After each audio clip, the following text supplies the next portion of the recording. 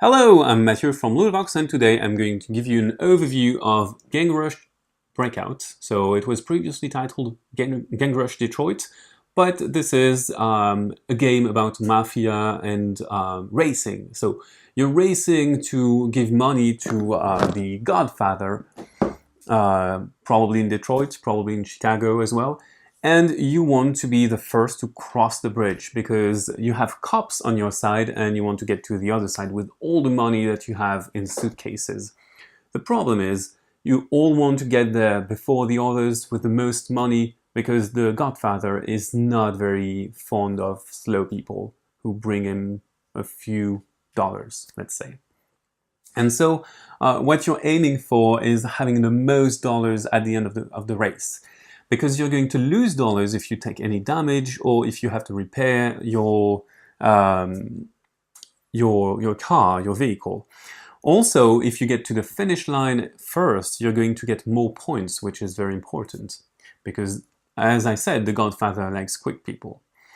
So the game plays in two phases. The first phase of the game is going to be placing obstacles on the board. So I've placed a few obstacles here on the board, but each player starting from the player in the last position is going to select an obstacle to put. So there is a rule to an obstacle. You cannot put an obstacle adjacent to another one. So for example, I could not put the container box close to this one. I have to let a space. So I have barriers like this, or I could have caltrops that you just put on the board like so, or cracks in the ground which limit you. So the caltrops are obviously going to affect your tires and the ability to maneuver around. So once every player has set a trap or an obstacle, the players are going in reverse order, so starting from the first player, the player in front of the race, they are all going to throw dice, roll dice, and apply the results. So you have two re-rolls and you keep any dice you want in your pocket, then you resolve all of your dice. So the dice have a few different sides. You can accelerate or decelerate with this one. You can shoot other people in front of you in a line with this one. Some obstacles like container boxes will prevent you from shooting in front of them. So for example, white could not shoot yellow in this case, but white could probably shoot around this barrier or around caltrops, which seems logical. We have also problems with our cars. So the red dice is going to break our car and inflict a point of damage to us, while the green one, the green side, is going to make us repair the car.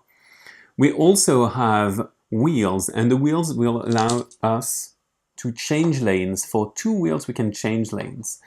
And that's basically it.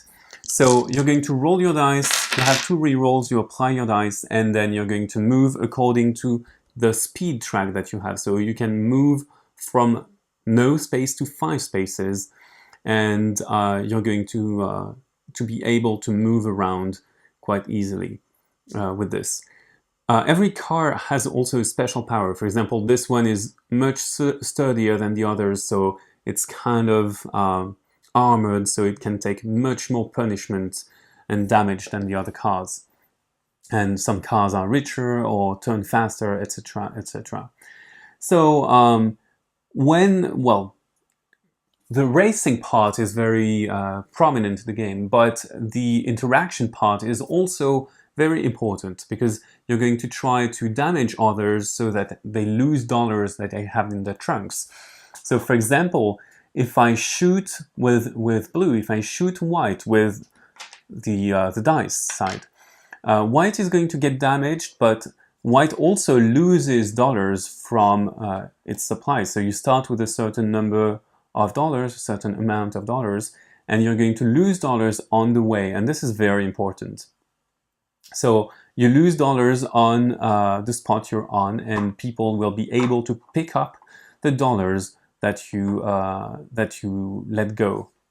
And also there is something very noteworthy. So for example, if I move up here with blue, I could spend movement points to bump into white and damage white.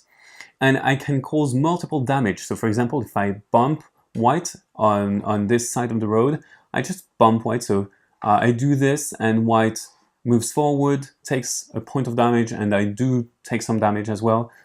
But the most important thing is that you can create chain collisions. So for example, I could bump into white here and white would bump into the obstacle here. So probably taking some more damage and leaving more money on the ground.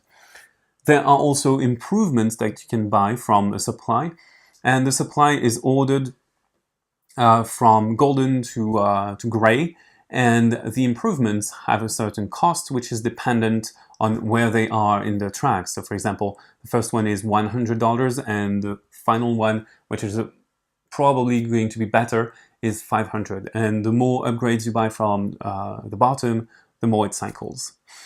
Also, you have some things, so you have things that help you jump, so you can probably jump over obstacles, and you have various powers. You're going to create combos with powers, power-ups, trying to avoid cops or container boxes or barriers, etc., etc.